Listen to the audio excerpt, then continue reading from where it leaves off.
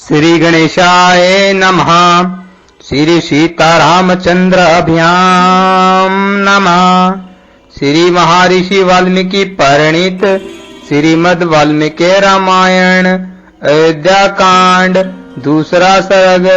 राजा दशरथ द्वारा श्री राम के राज्याभिषेक का प्रस्ताव तथा सभासदों द्वारा श्री राम के गुणों का वर्णन करते हुए उक्त प्रस्ताव का सहर्ष युक्ति युक्त समर्थन। उस समय राज्यसभा में बैठे हुए सब लोगों को संबोधित करते हुए महाराज दशरथ ने मेघ के समान शब्द करते हुए दुदुम्बी की ध्वनि के सदृश अत्यंत गंभीर एवं गूंजते हुए ऊंच स्वर से सबके आनंद को बढ़ाने वाली यह हितकर बात कही। राजा दशरथ सवर राज्योचित सिंगतता और गंभीरता आदि गुणों से युक्त था। अत्यंत कामनीय और अनुपम थे। वे उस अद्भुत रस में सवर से समस्त नरेशों को संबोधित करके बोले, सज्जनों सुनो, आप लोगों को यह तो विदित है ही कि मेरे पूर्वज राजा आदि राजों ने इस श्रेष्ठ राज्य का यहाँ की प्रजा किस प्रकार पुत्र की भांति पालन किया था। समस्त इक्ष्वाकु वंशी नरेशों ने जिसका प्रतिपालन किया है, उस सुख भोगने के योग्य संपूर्ण जगत को अब मैं भी कल्याण का भागी बनाना चाहता हूँ। मेरे पूर्वज जिस मार्ग पर चलते आए हैं उसी का अनुसरण करते हुए मैंने भी सदा जागरूक रहकर समस्त प्रजाजनों की यथा शक्ति रक्षा की है। समस्त संसार का हित साधन करते हुए मैंने इस शरीर को श्वेत राज छत्र की छाया में बूढ़ा किया है। अनेक सहस्त्र 60,000 वर्ष की आयु पाकर जीवित रहते हुए अपने इस जराजीर्ण शरीर को अब मैं विश्राम देना चाहता हूँ। जगत के धर्म पूर्वक संरक्षण का बारी बार राजाओं के शौर्य आदि प्रभावों से ही उठाना संभव है। अजितेंद्रिय पुरुषों के लिए इस बोझ को ढोने का अत्यंत कठिन है। मैं दीर्घ काल से इस बार को वाहन करते करते थक गया हूँ। इसलिए यहाँ पास बैठे हुए इन संपूर्ण श्रेष्ठ दिविजों की अनुमति लेकर प्रजाजनों के हित के कार्य में अपने पुत्र श्री राम को नियुक्त करके अब मैं राज्य कार्य से विश्राम लेना चाहता हूँ। मेरे पुत्र श्री राम मेरी अपेक्षा सभी गुणों में श्रेष्ठ हैं। शत्रुओं की नगरी पर विजय पाने वाले श्री रामचंद्र जी बल पराक्रम में देवराज इंद्र के समान है। पुष्य नक्षत्र से युक्त चंद्रमा की भांति समस्त कार्यों के साधन में कुशल तथा धर्मात्माओं में श्रेष्ठ उन पुरुष शिरोमणि श्री रामचंद्र को मैं कल प्रातःकाल पुष्य नक्षत्र में युवराज के पद पर नियुक्त करूंगा। लक्ष्मण के बड़े भाई श्रीमान राम आप लोगों के लिए योग्य स्वामी सिद्ध होंगे। उनके जैसे स्वामी से संपूर्ण त्रिलोकी भी परम सानाथ हो सकती है। ये श्री राम कल्याण स्वरूप हैं। इनका शीघ्र ही अभिषेक करके मैं इस विमंडल को तत्काल कल्याण का भागी बनाऊंगा। अपने पुत्र श्री राम पर राज्य का भार रखकर मैं सर्वथा क्लेश रहित निश्चित हो जाऊंगा। यदि मेरा यह प्रस्ताव आप लोगों को अनुकूल जाना पड़े और यदि मैंने यह अच्छी बात सोची हो तो आप लोग इसके लिए मुझे सहर्ष अनुमति दे अथवा यह बतावे कि मैं किस प्रकार से कार्य करूं। यद्यपि यह श्री राम के राज्याभिषेक का विचार मेरे लिए अधिक प्रसन्नता का विषय है, तथापि यदि इसके अतिरिक्त भी कोई सबके लिए हितकर बात हो तो आप लोग उसे सोचे, क्योंकि मध्यस्थ पुरुषों का विचार एक पक्ष पुरुष की अपेक्षा विलक्षण होता है, कारण कि वह पूर्व पक्ष और अपर पक्ष को लक्ष्य करके किया गया होने के कारण अधिक अभ्युदय करने वाला होता है। राजा दशरथ जब ऐसी बातें कह रहे थे उसी समय वहां उपस्थित नरेशों ने अत्यंत प्रसन्न होकर उन महाराज का उसी प्रकार अभिनंदन किया जैसे मोर मधुर केकराव फैलाते हुए वर्षा करने वाले महामेघ का अभिनंदन करते हैं। तत्पश्चात समस्त जन समुदाय की स्नेहमयी हर्ष ध्वनि सुनाई पड़ी। वह इतनी प्रबल थी कि समस्त पृथ्वी को कांपती हुई सी जानी पड़ी।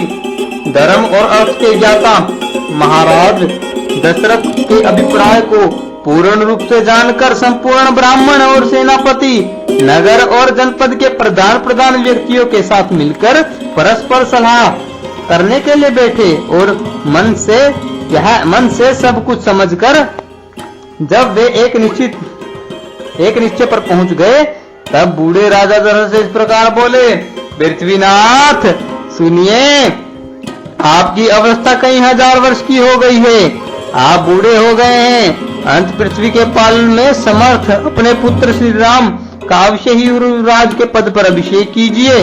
रघुकुल के वीर महाबलवान महाबाहु श्री राम महान गजराज पर बैठकर यात्रा करते हो और उनके ऊपर सफेद छत्र तना हुआ हो। इस रूप में हम उनकी झांकी करना चाहते हैं। उनकी यह बात राजा दशरथ के मन को प्रिय लगने वाली थी।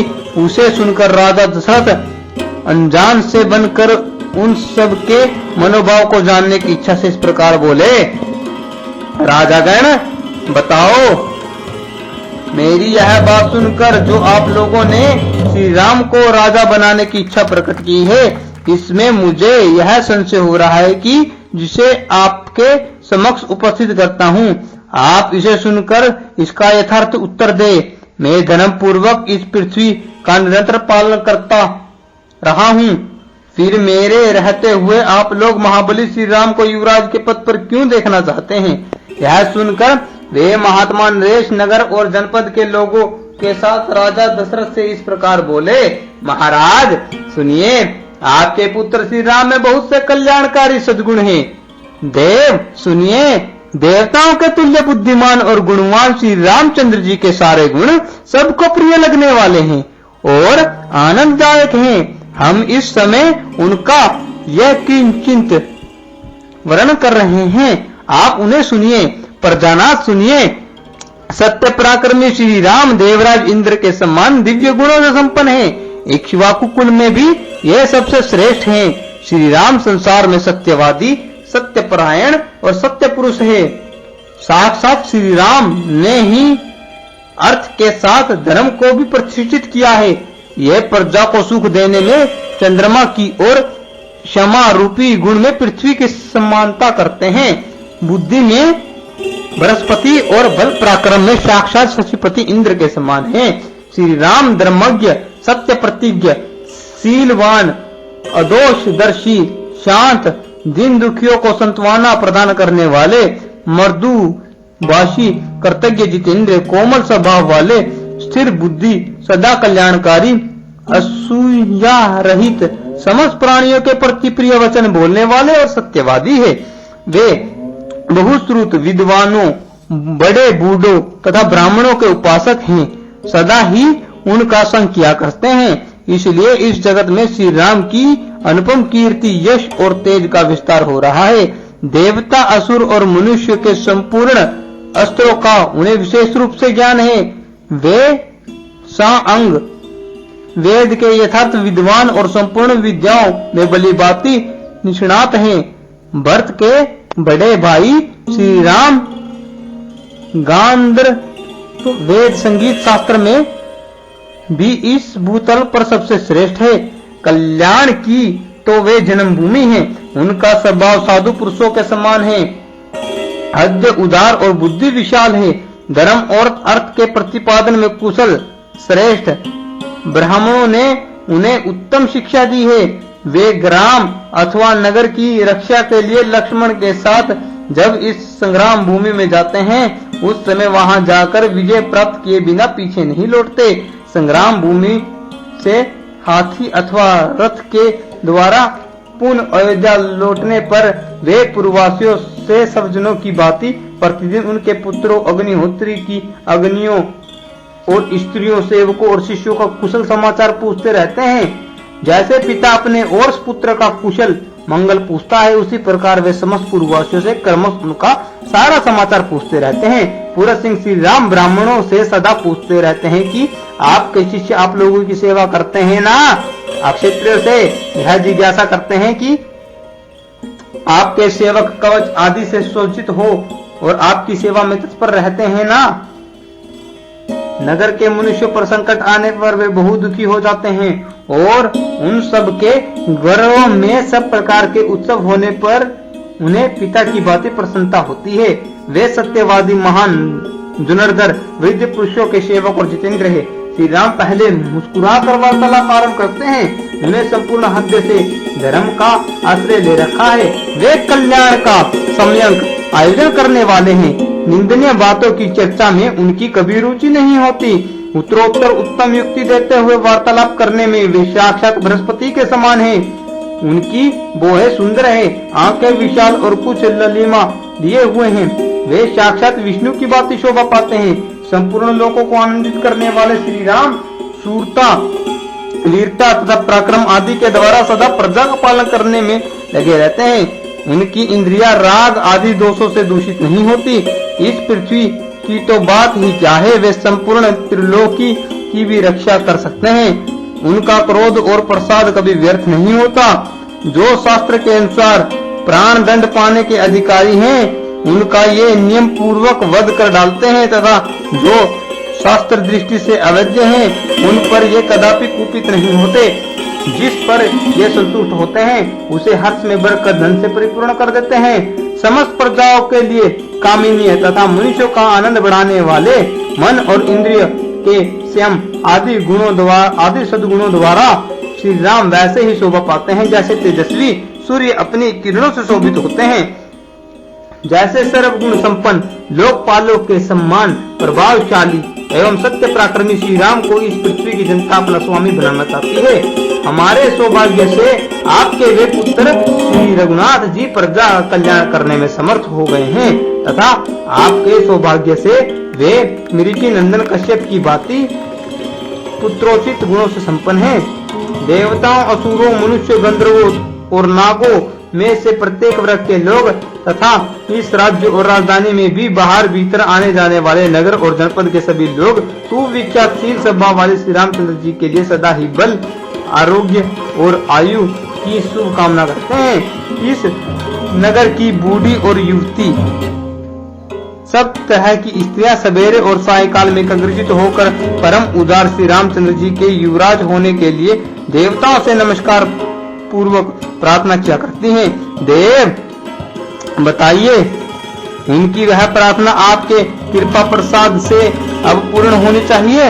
नरश्रेष्ठ बताइए, जो नीलकमल के समान श्याम कांति से शोभित तथा समस्त शत्रुओं का संहार करने में समर्थ हैं, आपके उन ज्येष्ठ पुत्र श्री राम को हम युवराज पद पर विराजमान देखना चाहते हैं। अंत वरदायक महाराज बताइए, आप देवादिदेव विष्णु के समान पराक्रमी, संपूर्ण लोगों के हित में संलग्न रहने वाले और महापुरुषों द्वारा सेवित अपने पुत्र श्री रामचंद्र जी का जितना शीघ्र हो सके प्रसन्नता पूर्वक राज्याभिषेक कीजिए, इसी में हम लोगों का हित है। इस प्रकार श्री वाल्मीकि निर्मित आर्ष रामायण आदि काव्य के अयोध्या कांड में दूसरा सर्ग पूरा हुआ।